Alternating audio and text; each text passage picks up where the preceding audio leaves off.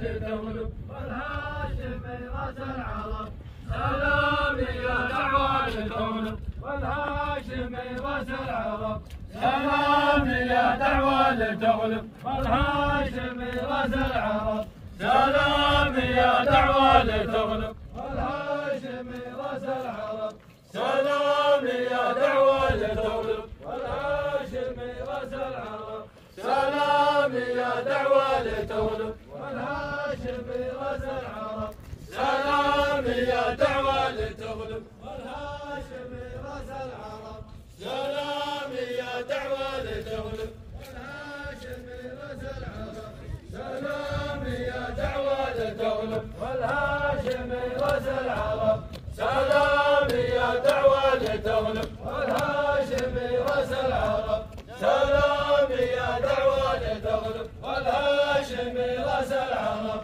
سلام يا دعوة تغلب والهاشمي راس العرب سلام يا دعوة تغلب والهاشمي راس العرب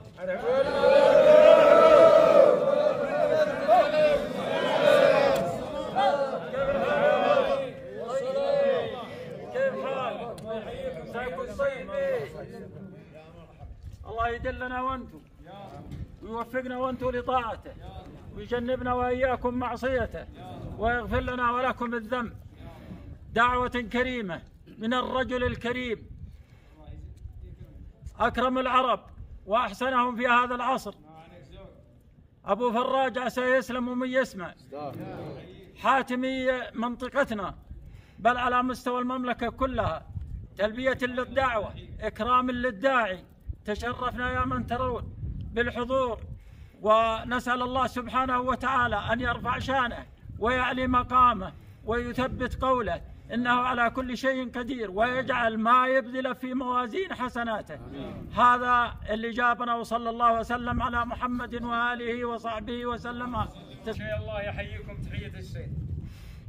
والله أنكم من أعز الرجال على النفس، قبيلة نعتز فيها، ومن رؤوس رجال الحجر وبني عمرو وبني شهر أخوان، وأكثر قبيلة متخالطين في النسب والقرابة والأخوة. والله أنكم شرف لنا، ونقول مرحبا بكم ملايين. مرحبا وتغلق كلمة مرحبا، وإذا غلقت أعيد وأقول مرحبا. الله يحييكم تحية السيد.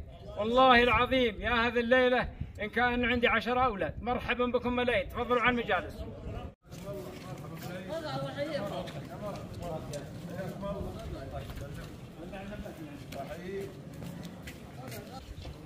ارحبوا ارحبوا يلا حيهم، ارحبوا ارحبوا الله يحييكم. مرحبا، ارحبوا ارحبوا يلا حيهم.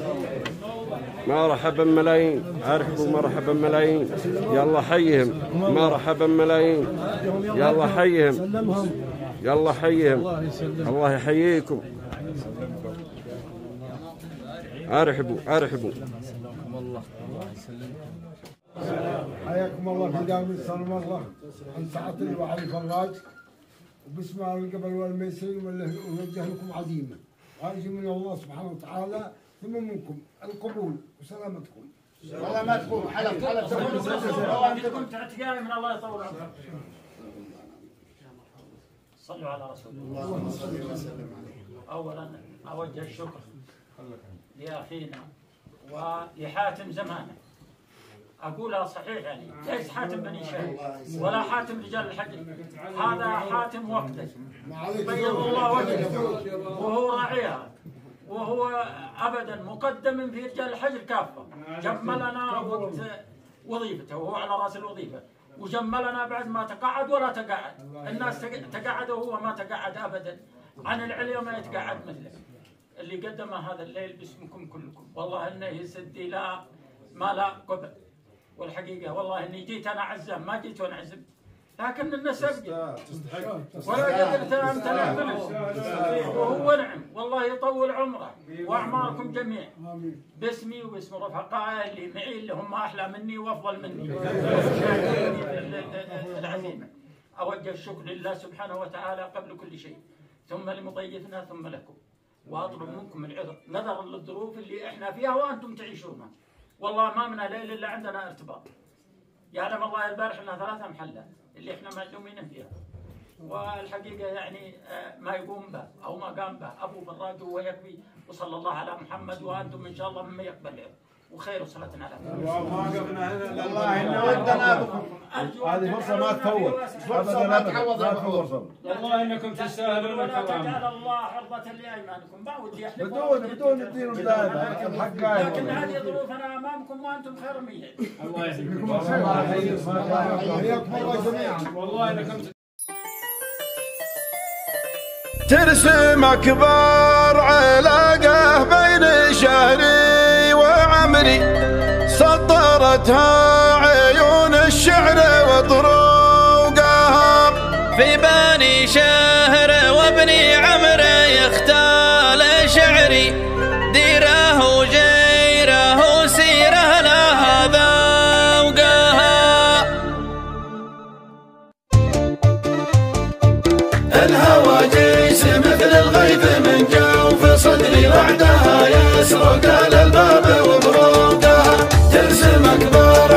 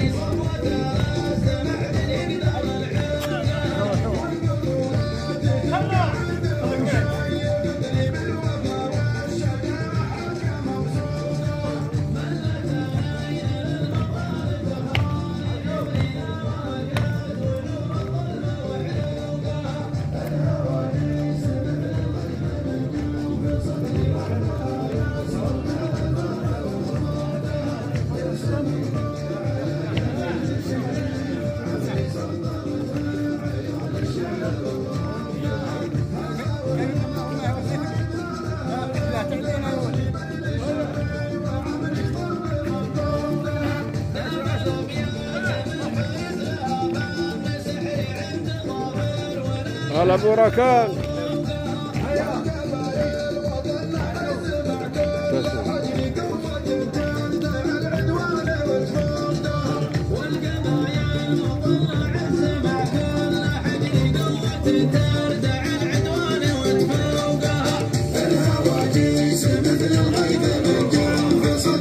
جنب البدر لشيخ مشرب سكوت الابتحال والوجوب يا شيخ الذكر صعب الامر صعدها ترجع الوقت العلم وتلقدر وحبوبة السعد وابو اليمين اللي جنب المادة ابني كريم اسمك تذهب على كل الدروب بالشيوخ اسمك تعلى على الجبال وقفت كيف جنب القبيلة ما تضيع الهموم يا ابو عوض يا حي والله وقفت الا بعدها الله يطول عمرك ويحفظك يا صادر الروح يا منبع الحكمة ويا نور البصير ودها تستاهل تقليد يا شيخ على العالي دروب يا شيخ صلاح وانتقاجتك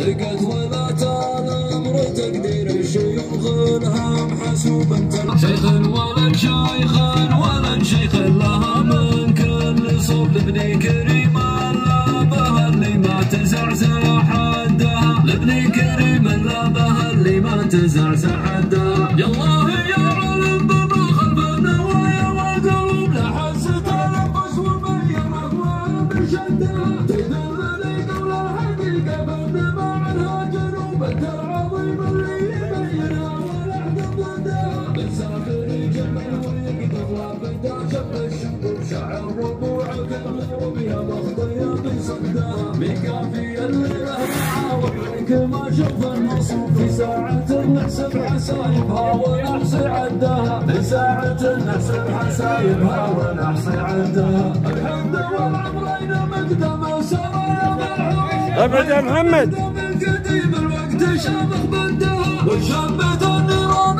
واصبح سرارتها يهوب ابني عمر قد احمد الفتنه والتوب خدها للشيخ المشرب سكوت التحايا والوجوب يا شيخ اللي كل صعبه الامور سدها انت الجبل والعلم والمقدر ومحبوب انت السعد وابو اليمين اللي يجل المدى انت السعد وابو اليمين اللي يجل المدى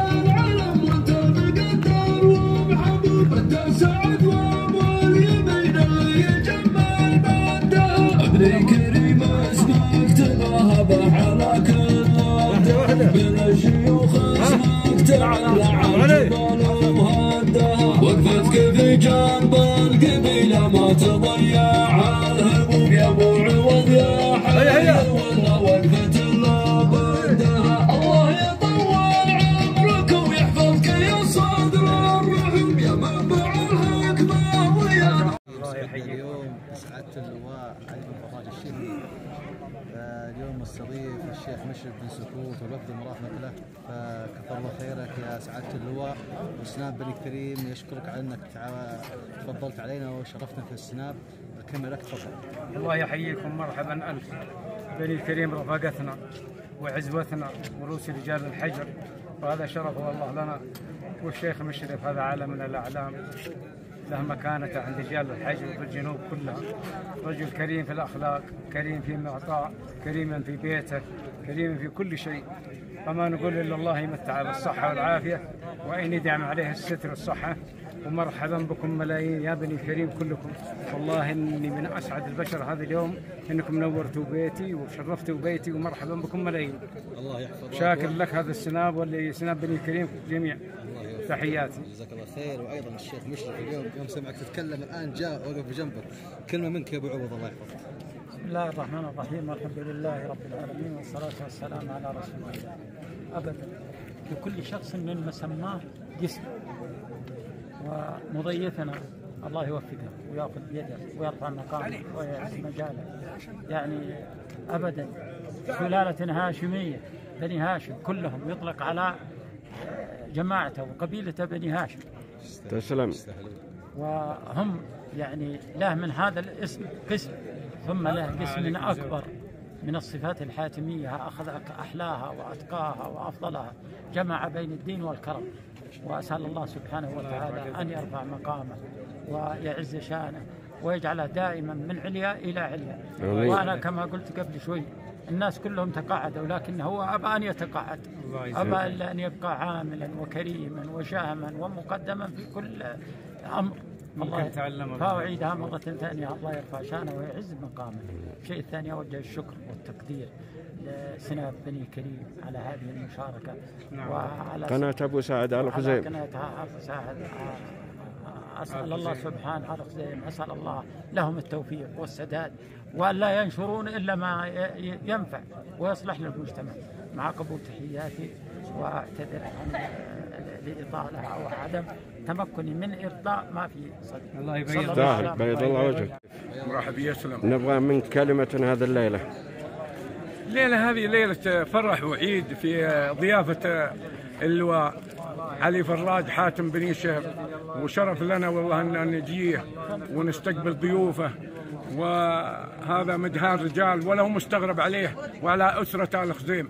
شرف لنا ونتشرف بصداقتكم معنا، فأعدها من لحظة. الله يكرمك يا أبو الله يبارك فيك نايف، ويسلمك، وأنت شيخنا وشيخ المكارم كلها يا أبو نايف. الله يحفظك إن شاء الله. هلا. مساك الله بالخير يا أبو ركان. مرحبا ملايين، مرحبا ملايين. نبغى منك كلمة أنت والله عمرك. أولا حنا هذه الليلة في قمة السعادة في ضيافة اللواء علي بن فراج الشهري وأسرة آل خزيم عامة.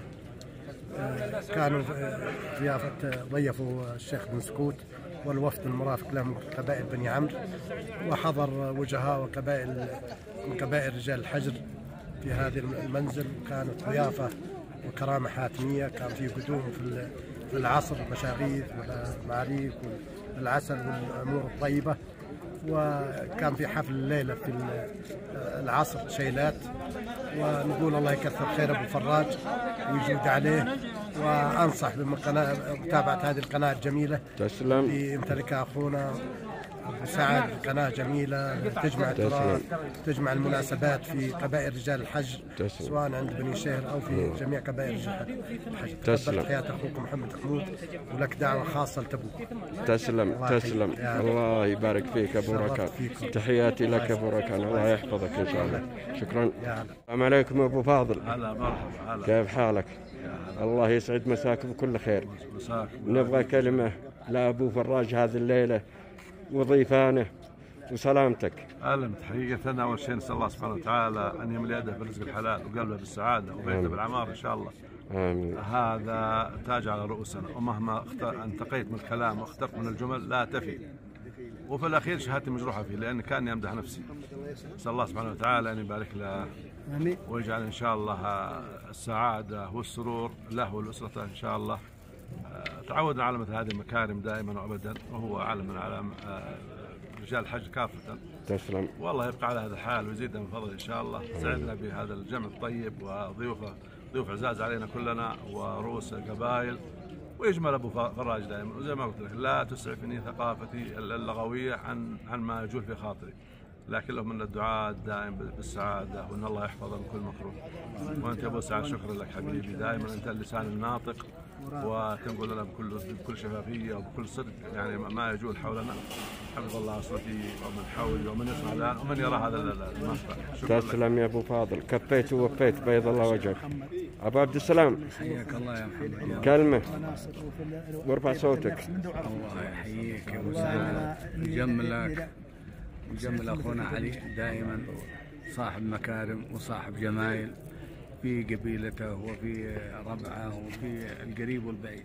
فنسأل الله أن يزيده من فضله ويعينه على ما قام عليه، وأن الله يزيده سبحانه وتعالى من نعائمه ورفعه ويسايره بالعافية أهم كل شيء. آمين. تسلم يا أبو عبد السلام.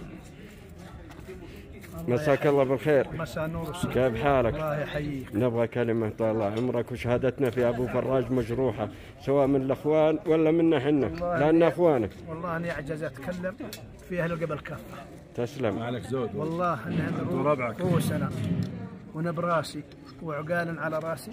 تسلم. والله لا خلق ولا أدب ولا احترام للبعيد وللقريب وللضيف أني يوم أجي بينهم أني واحد منهم ولا شك أني واحد منهم. علي فراج شيخنا وراسنا وكبيرنا والشيخ محمد الأفداء والشيخ عيدها شاكر وكلكم من أفداء أعظامكم. الله يمتعكم بالعافية ويكثر خيركم ويكثر من أمثالكم ويديمكم مع عروسكم. تسلم. لا يا أبو عبد الله ومرحبا ملايين مرحبا ملايين. نبغى منك كلمة هذا الليلة وأنتم ضيفان جميعا يعني ولا أبو فراج خاصة فمرحبا ملايين. تسلم تسلم يا غالي حياك الله وبياك وأهلا وسهلا بالزميل الغالي حياك الله. من أيام حضر الباطن نحن في هذه الليلة المباركة ضيافة اللواء علي بن فراج وصدر من قال إن حاتم زمانه حقيقة ولا علي من معارف والله إنني أقدرك كما أقدر والدي الشهداء. تسلم. حبيب وعزيز وغالي علي. تسلم.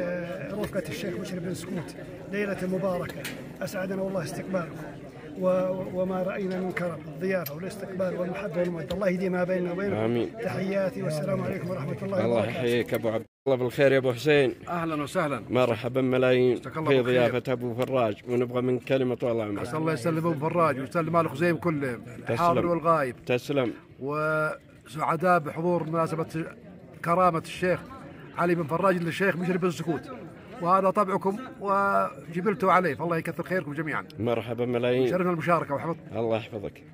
مساك الله بالخير. نبغى منك كلمة طال عمرك. الله يحييكم ويعطيك العافية. ونقول إن شاء الله. أستاذ محمد أنت طال عمرك الناقل الأول للقبيلة والله يعطيك العافية ويبيض وجهك ويكثر خير أبو فراج اللي عزم هاللحوات كلهم وسعيدين والله بتواجدنا الليلة والله يسلمك ويحييك. الله يبيض وجهك. شكرا يا أبو حسين. شكرا يا نحاول نجمع المجلس قصائد شعراءنا من رجال الحجر اللي سبقونا.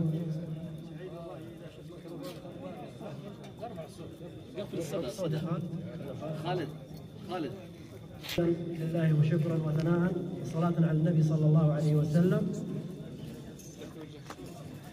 نحاول نجمع مجلسنا في هذه الليلة لشعراءنا الله يرحمهم اللي قد غادروا من الدنيا وسجلوا التاريخ الجميل. والحقيقة أنا من جمهور الشاعر مزهر الفرباني الله يغفر له أحب قصائده ودي نسمعكم منها. نحاول نجيب سحيب ونجيب قصائد فكاهية عشان نجمع المجلس. يقول مزهر في قصيدة حماسية باللعد البدع ورد عليه مزهر يقول طبعا هي عند جيراننا صبيان بالقرب تضيفوا عندهم كذا بدل الرشق بين الشعراء. يقول باللعد المزهر وانتم تعرفونها كلكم خاصة يا زملائي اللي كبرنا في السن. يقول يا مازال ان الحمل فتح وراجمين والبحر متكبر علينا وراجمه. لا لا لا والبحر متكبر علينا وراجمه. يا مازال ان الحمل فتح وراجمين والبحر متكبر علينا وراجمه.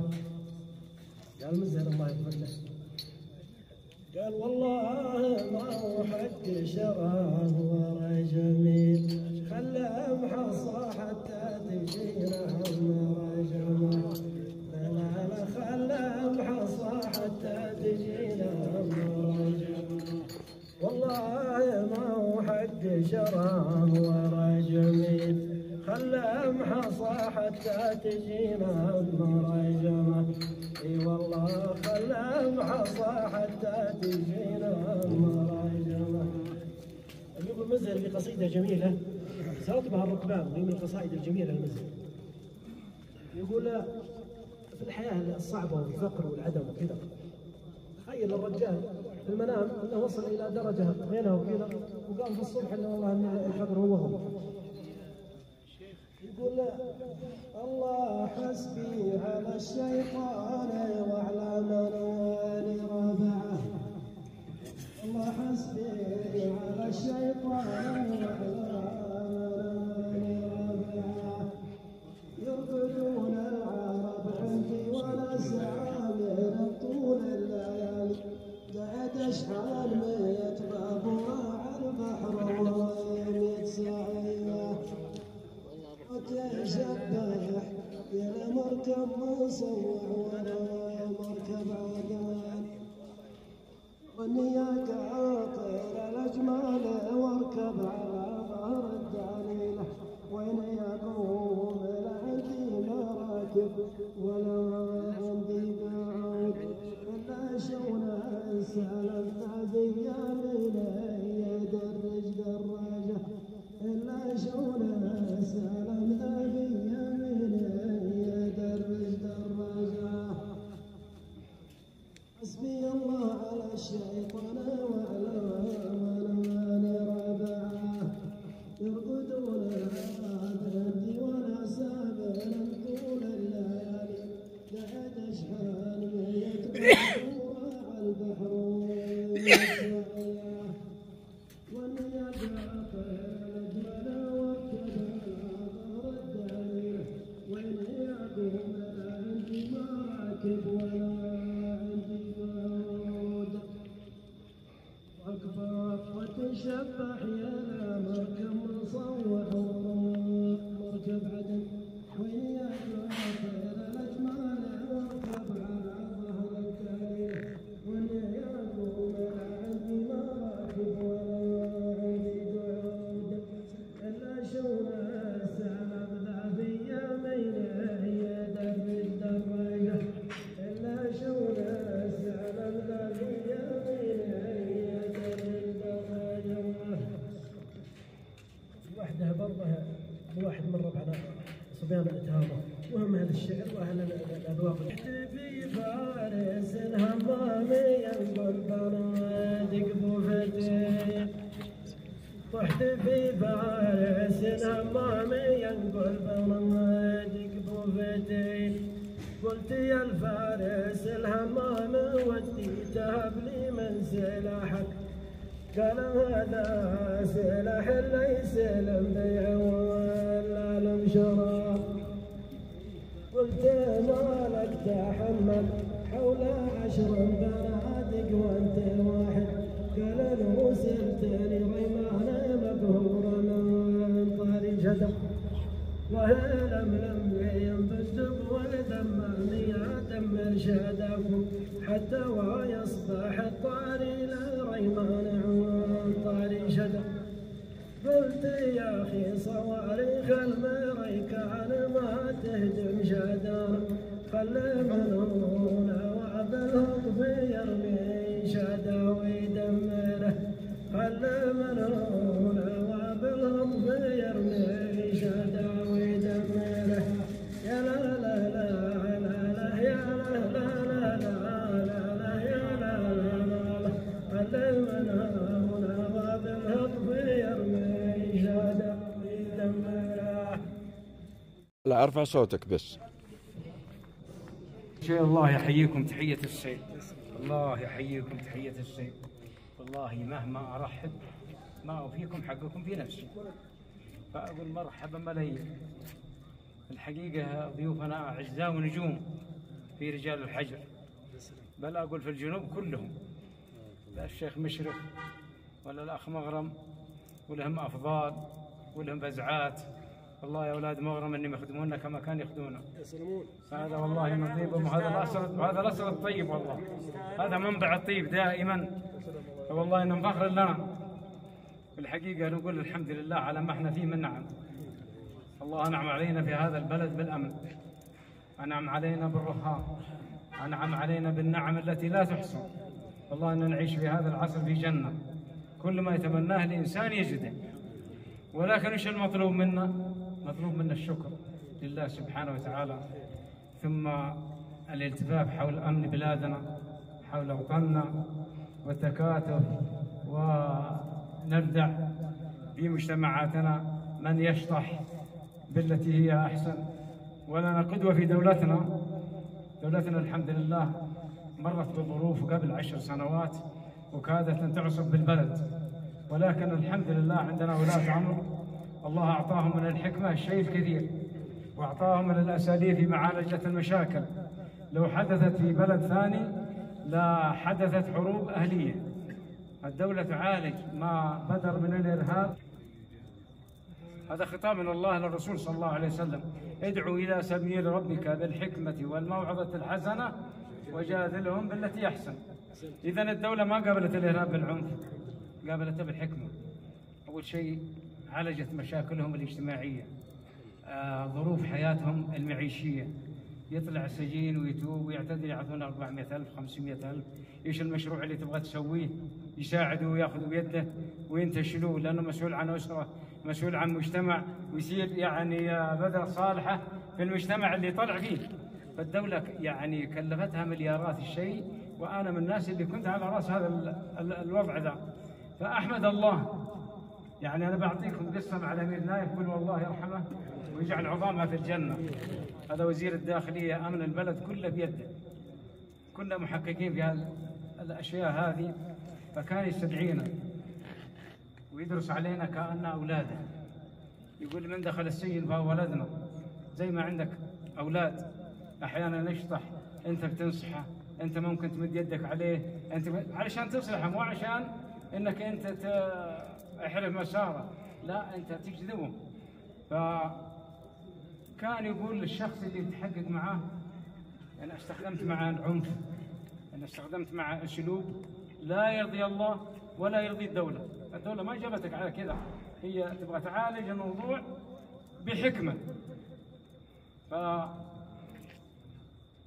فالشخص اللي لو اذيته او ظلمته او عملت شيء، والله لن تجد الملك فهد، ولن تجد نايف، ولن تجد احد، ولا تجد مديرك، والله ما تجد الا الشخص اللي قدامك. فانا ابرأ الى الله، ابرأ الى الله من الظلم. وزير داخليه يقول الكلام ذا. والله هذه الكلمه اني قلتها لمساعد وزير الداخليه في مصر، كان مشرف على رساله ماجستير لي، والله العظيم انه بكى. قال: هل وزير الداخليه يقول الكلام ذا؟ قلت: هذا هو اسلوب بلدنا. دوله بنيت على التوحيد، بنيت على لا اله الا الله، بنيت على العدل. لا ما عليك، مرتاح والله في الوقوف، مرتاح الوقوف. محمد يعرف العسكريه ويسمح لنا. فدولتنا الحمد لله استطاعت ان تحتوي ذا. اللي اهله ما عندهم ايجار بيت راحوا دفعوا ايجار البيت، ما استطاعوا يحاسبوا كهرباء حاسبوا الكهرباء. صرفت رواتب اي واحد يدخل في هذا المجال عشان يعالجوه، يشوفوا كم عدد الاسر، هل يصرف له في الشهر 10,000 هل 5,000، ما في اقل من 5,000 يصرف الاسره الين هو يطلع. وجابت اللي هي المناصحه وما عملتها دوله في العالم. جابت علماء من الجامعات، علماء نفس، علماء عقيده، علماء الشريعه، واستطاعت وتعطي الشخص هذا امام المصلحين دولة حريه. لو قول اللي عندك ولا تتحاسب على الكلمه الا انت تقولها للناس اللي بيرشدوك، لانهم تقابل الحجه بالحجه وتقابل الدليل بالدليل، حتى ان استطعنا الحمد لله انه اصلحنا، ما نقول 100%، لكن وصلنا الى 95%. رجعوا رجال، رجعوا على وظائفهم، والشخص اللي له وظيفه يرجعونه على وظيفته، واللي ما عنده عمل ايش المجال اللي ممكن انك انت تنتج فيه. يقول: والله انا عندي مشروع كذا كذا. كم يكلف مشروعك؟ قال كذا. والله صرفت الى 500,000 الى 800,000 الى ملايين. واللي اعطوه معدات، واللي اعطوها فتحوا لها محلات. فدولتنا الحمد لله دوله راعيه تحب المواطن، ويجب احنا ما دام دولتنا انها تحبنا انه احنا نلتف حول دولتنا. وهذا الامن هو امننا احنا قبل يكون امن الدوله. اي خلل في هذا البلد لا سمح الله، انظروا ماذا حولنا. السودان كيف اصبح؟ بلد زراعه، بلد انهار، بلد مياه، شعب فقير. العراق انهار، ارض خصبه، وشعب متعلم رأينا وضعهم الآن في شتات، سوريا كالمثل، لبنان كالمثل، في ليبيا، في كل يعني الحمد لله. وحنا في هذا البلد الدولة تدفع عنا أشياء لا يعلم عنها المواطن، تدفع المال، مستشارين في السياسة تحاول إنه المواطن هذا إنه يعيش في عز، يعيش في أمن، يعيش في رخاء، اللي في تجارته، اللي في وظيفته. والدليل على ذا إحنا الحمد لله في هذه المجالس وفي كل مجالس الوطن كلنا في راحة وكلنا في أمن، لا ننظر ماذا وراء هذا الباب، وهذه نعمة من الله. نسافر يمين ويسار ونروح، لا نفكر في أهلنا اللي غادرناهم ولا نفكر بخوف من الطريق أمامنا، هذه أكبر نعمة. تجارتنا تنمو، التعليم قايم، يعني أنا طالع التعليم عندنا والله في حلبان كان حوالي 5 أو 6 مدارس قفلت، يعني الدولة في بداية التعليم فتحت التعليم بشكل جامع، بشكل كبير، ولذا الحمد لله أصبح منا الدكاترة، وأصبح منا العلماء، وأصبح منا الشيوخ، وأصبح منا الرتب العسكرية والمهندسين، وفي كل المجالات الحمد لله. منين طلعوا؟ من هذا الجيل، من هذه المنطقة، ومن مدرسين عايشناهم في هذه المنطقة، وكان تعليمهم يعني أقل من الجامعة وإلى الجامعة، ولكنهم أنتجوا رجال، أنتجوا رجال، نقول الله يجعلها في موازين حسناتهم، وعسى الله يطرح البركة في هذا البلد وفي هالأبناء. حقيقة حبيت بس إنه أنا آخذ معاكم من الوقت شوية فأدري بما عندي، وأقول أسأل الله رب العرش العظيم أن يديم علينا نعمة الأمن والأمان، وأن يحفظ بلادنا، وأن يحفظ لنا هذه النعمة، وأن يورثها لأجيالنا القادمة. هذا ما أدري به، وسلامتكم. حفظكم الله يحفظكم. الحقيقة والله أن كل واحد منا وده يضيفكم، خاصة أنا مشرف أبو عبد الله ومغرم أبو سعيد، خاصة المغرم له فضائل علينا والله يبيض وجهها في الدنيا وفي الآخرة، والله يجمل حاله، خدمنا والله يوفقه وميسمه، ولكم واجب عند الجماعة ونطلب الله. أنا دخلت عليهم وبدوني لكن الجماعة لهم عليكم حق، ونطلب الله ثم نطلبكم منكم توافقوا وسلامتكم. الله يحييكم تحية السيل، مرحبا والله اني اضم صوتي لصوتهم. العزيمة الأولى عند زي ما تفضل أخوي حسن الله يطول عمره، عند صبيان هاشم وصبيان تغلب، والعزيمة الثانية عند البطاش، ومرحبا ملايين بالأول منكم والتالي. والله يحييكم ضيوف سعادة اللواء ضيوفنا كلنا، وبيته بيتنا، وحنا ودنا نكرمكم. والله يحييكم مرحبا ملايين، ولا ودنا والله الا كلمة تم، اما الذي ولا الذي ولا الثنتين. والله يحييكم وسلامتكم. الله يسلمكم ويطول اعماركم ويبارك فيكم. ضيفة علي بن فراج الله يطول عمره ويسمع وهو قفا. ترى كانوا يجوا من العصر لكن في استقبال عندنا مقبول، واهل مقام كلكم اللي قام به اللواء علي عسى الله يطول عمره ابو فراج ينوب عن الجميع. والله ما عندنا نقول فيها كلمة ولا فيها في هذا المقام سيئة. والله يسلمك. عند خيار القوم مقبول. انتم خيار القوم كذلك. اللي بيننا وبينكم نعرف مقدارنا عندكم، ولكن الرجال هذا نابع عن الجميع. وصلى الله على محمد.